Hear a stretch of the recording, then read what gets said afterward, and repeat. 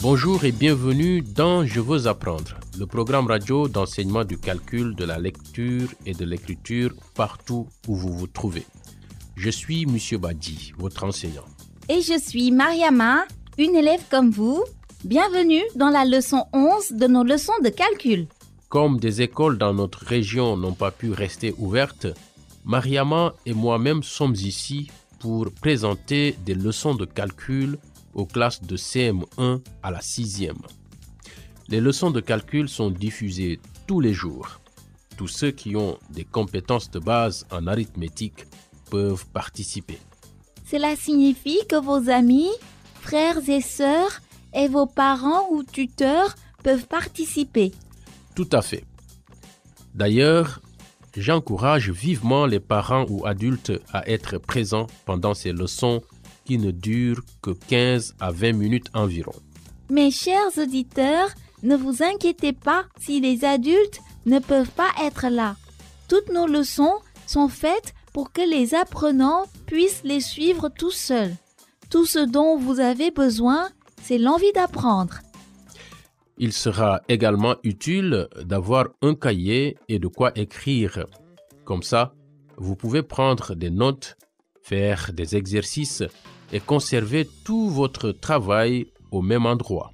Mais si vous n'avez pas de quoi écrire, ne vous inquiétez pas. Vous pouvez quand même participer. Faites les exercices dans votre tête ou écrivez dans le sable avec un bâton ou même en l'air avec votre doigt. C'est exact, Mariama. Commençons par réviser ce que nous avons appris à la dernière leçon. Dans notre dernière leçon, on a dessiné un tableau de valeurs de position et on y a mis des nombres jusqu'aux milliers. Oui, un tableau de valeurs de position vous aide à visualiser ou à voir comment fonctionne la valeur de position. Aujourd'hui, il vous sera utile d'avoir votre tableau de valeurs de position et de vos devoirs de la dernière leçon. On a aussi appris les différentes façons d'écrire des nombres. C'est exact. Vous avez écrit des numéros en chiffres et en lettres. Dans la leçon d'aujourd'hui, on va réviser tous les concepts importants de valeur de position dont nous avons déjà parlé. À la fin de la leçon d'aujourd'hui, vous allez comprendre clairement ce qu'est la valeur de position.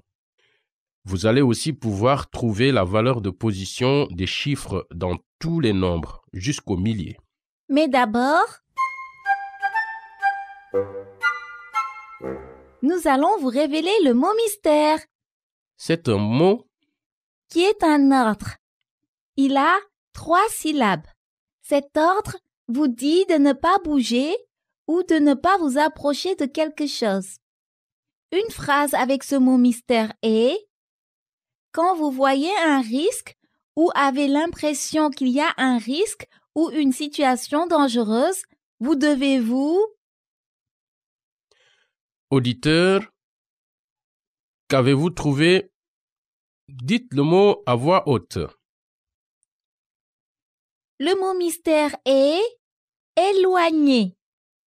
E, L, O, I, G, N, E, R. Quand vous voyez un risque ou avez l'impression qu'il y a un risque ou une situation dangereuse, vous devez vous éloigner. C'est vrai. Tout à fait. Et maintenant que nous avons révélé le mot mystère, nous avons un message important pour nos auditeurs. Écoutons-le. Après le message, nous commencerons la leçon du jour.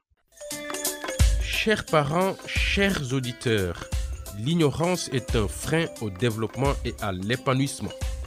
Mettons tout en œuvre pour envoyer tous nos enfants à l'école. De nouveau, bienvenue dans Je veux apprendre. Aujourd'hui, on va réviser les concepts et les idées de base sur la valeur de position qu'on a déjà appris. Mais d'abord, on va faire une activité pour nous échauffer, c'est ça? Tout à fait. Une activité d'échauffement prépare votre esprit et votre corps à bien suivre la leçon. Vous pouvez taper des mains, taper des pieds ou faire les mouvements que vous avez envie de faire pendant qu'on chante. Vous êtes prêts? Oui. 10 en premier, 20 juste après. Ensuite, c'est 30, puis vous chantez. 40, puis 50, puis chantez. Vos doigts, vous les utilisez. 10 c'est un nombre que j'aime citer. J'utilise 10 doigts pour chanter. 10 c'est un nombre que j'aime citer. J'utilise 10 doigts pour chanter. 60, 70 viennent après. Attends, c'est presque terminé. 80, 90 et ouf, voilà, 100, c'est terminé. On s'est vraiment bien amusé. Vous êtes en pleine forme et prêt à apprendre? Oui. Bien. Nous allons commencer par réviser les concepts ou les idées importantes qu'on a appris jusqu'à maintenant. Ces concepts sont la base des idées et des activités en calcul. Elles sont parfois simples et parfois plus compliquées, alors je veux être sûr que vous les comprenez bien avant de continuer. D'abord, le calcul, c'est quoi? Le calcul, c'est pouvoir travailler avec des nombres. C'est exact. Le calcul est aussi appelé maths ou mathématiques. C'est très important de savoir travailler avec des nombres. On utilise tout le temps des chiffres, même si on ne s'en rend pas compte. Comme au marché? Oui, ou dans d'autres situations. On utilise le calcul pour les activités de la vie de tous les jours. Par exemple, compter, organiser, trier, estimer et classer sont des activités qui font partie du calcul. Oui, c'est important. Avant ces leçons, je pensais que le calcul, c'était ajouter et soustraire et puis d'autres choses plus compliquées. Cela fait aussi partie du calcul. Mais le calcul, c'est en fait une façon de penser. C'est une façon de penser qui se base sur les nombres. Maintenant, pouvez-vous me dire qu'est-ce qu'un nombre? Un nombre, c'est un moyen de compter? C'est vrai. Mais un nombre, c'est aussi une idée ou un concept de quantité. On utilise tout le temps les nombres. Qu'est-ce qu'on utilise pour exprimer ou représenter les nombres? Des numéros? Très bien. Les numéros, ce sont les symboles et les mots qu'on utilise pour décrire des nombres. Un peu comme tu es toi. Mais j'utilise ton nom pour parler de toi. Les numéros peuvent être des symboles. On les appelle aussi des chiffres. Combien y a-t-il de chiffres? 10? Oui. Les chiffres sont les symboles allant de 0 à 9. Quand on veut écrire un nombre, on utilise surtout des chiffres. Mais vous pouvez aussi écrire les numéros autrement. Vous pouvez écrire le nombre en lettres ou en chiffres. Et c'est aussi un numéral. Comme le mot 10? D-I-X? C'est exactement ça. Et enfin, qu'est-ce qu'un nombre entier? Un nombre entier, c'est un nombre qui est complet, sans fraction, ni partie plus petite? C'est exact. Les nombres entiers sont tous les nombres entiers ou complets à partir de 0. Il ne faut pas oublier que 0, c'est un nombre important. 0, ça veut dire qu'il n'y a rien. Oui, on utilise 0 pour remplacer un nombre quand il n'y a aucune quantité. Et on arrive maintenant à la valeur de position. C'est très important de comprendre ce qu'est la valeur de position, car notre système de nombres est un système de valeurs de position. Ce qui veut dire que dans un nombre, chaque chiffre a une position. L'endroit où la position de ce chiffre nous donne sa valeur. Comme les positions des unités, des dizaines, des centaines et des milliers? Exactement. Ce qu'il faut retenir, c'est que chaque position dans un nombre écrit a une valeur 10 fois plus importante que la position à sa droite. Pour vos devoirs dans la dernière leçon, je vous ai demandé d'écrire le nombre 3431 dans votre tableau de valeur de position. On va voir vos résultats et en discuter maintenant. Comment avez-vous écrit le nombre 3431 dans les colonnes de votre tableau de valeur de position? Je vous ai demandé de mettre le bon nombre de marques dans chaque colonne et de commencer par celle des unités en allant vers la position des milliers. J'ai mis une marque dans la colonne des unités. Puis, j'ai mis 3 marques dans la colonne des dizaines. Puis, 4 marques dans la colonne des centaines. Et ensuite, j'ai mis 3 marques dans la colonne des milliers. Bravo! Et quel est le numéral en chiffres pour 3431? Le nombre 3431 utilise les chiffres 3, 4, 3 et 1. C'est exact. Le 1 doit aller dans la colonne des unités. Le premier 3 va dans la colonne des dizaines. Le 4 va dans la colonne des centaines. Et le dernier 3 va dans la colonne des milliers.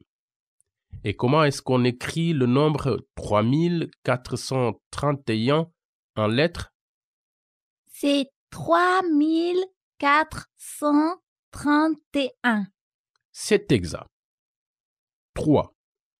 T, R, O, I, S. 1000.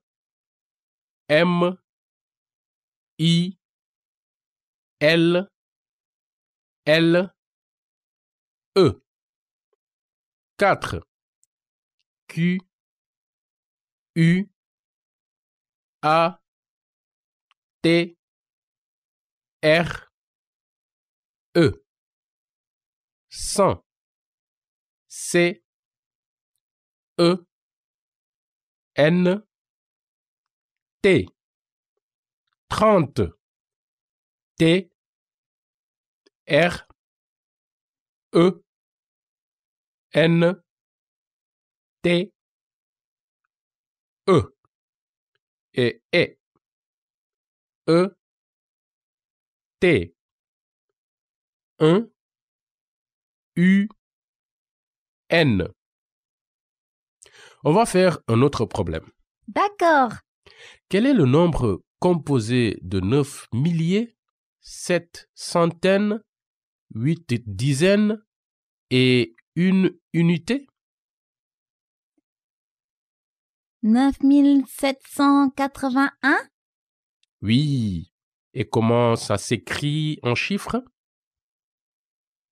On écrit les chiffres 9, 7, 8 et 1.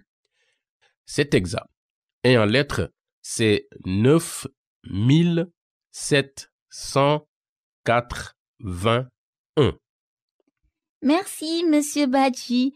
On va terminer notre leçon en révisant les points importants de la leçon d'aujourd'hui. Mariama, tu peux nous rappeler ce qu'on a appris? Le calcul, c'est important dans la vie. Le calcul, c'est pouvoir travailler avec des nombres. C'est exact. Et un nombre, c'est une idée. Mais le numéral, c'est la façon dont on écrit ou on exprime des nombres. Les numéros peuvent être des symboles comme les chiffres de 0 à 9 ou peuvent être écrits en lettres. Et la position des chiffres nous donne leur valeur. Très bien. Lorsqu'on écrit des nombres en utilisant des chiffres, chaque chiffre a une position spéciale. Cette position a une valeur. Les unités, les dizaines, les centaines ou les milliers. Et chaque position vaut 10 fois plus que la position à sa droite. Excellent. Vous devez vous rappeler que la valeur de position se base sur des groupes de 10. 10 unités sont égales à un ensemble de 10. 10 dizaines font un ensemble de 100, et ainsi de suite. Et notre système de nombres s'appelle le système décimal. Bravo! Et maintenant,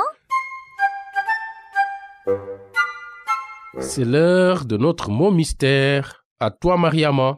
ce mot est un ordre et une règle de base pour se tenir hors de danger. Ce mot a 3 syllabes et 8 lettres. Il veut dire que vous devez toujours essayer de rester hors de danger. Une phrase avec ce mot est « En cas d'urgence, il faut vous », c'est-à-dire trouver un endroit sûr et y aller avec les gens qui peuvent vous aider et vous défendre. Sur ce, il est l'heure de nous quitter. Merci de nous avoir écoutés. Nous espérons que vous vous joindrez de nouveau à nous pour notre prochaine leçon et pour avoir la réponse du mot mystère d'aujourd'hui. Au revoir. À bientôt!